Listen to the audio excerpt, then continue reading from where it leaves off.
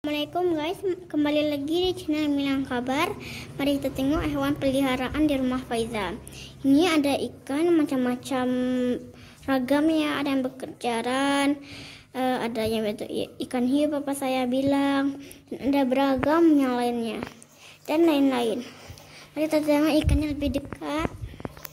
Nih ada yang kuning, ada yang hitam, ada yang langsing kayak hiu. Saya di bawah kerang ini dari mana ya bapak saya dapat, saya bingung. Ini juga yang di bawah malu-malu, ini juga versi terbaru saya beli. Ada juga tanam-tanaman di laut dan ada kerang juga. Hanya ada satu lagi yang jatuh, ada juga batu yang lain. Kalau kalian suka tolong di like ya. Dan ada juga burung, bisa kalian tengok, tapi kita keluar dulu ya untuk menengok ikannya, maksudnya burungnya. Ini ada burungnya, ada yang nampak kepala, yaitu tuh namanya si bungo, dan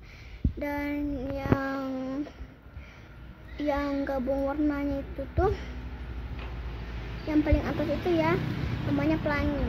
Saya kasih nama, ada juga makanannya, ada namanya dan sebagainya, ada tanaman yang lain yang sepertinya indah sih menurut saya. Ini masih banyak ragam yang lain.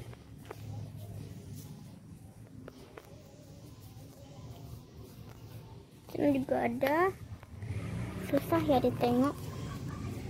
Iya, ini juga di sebelah sana.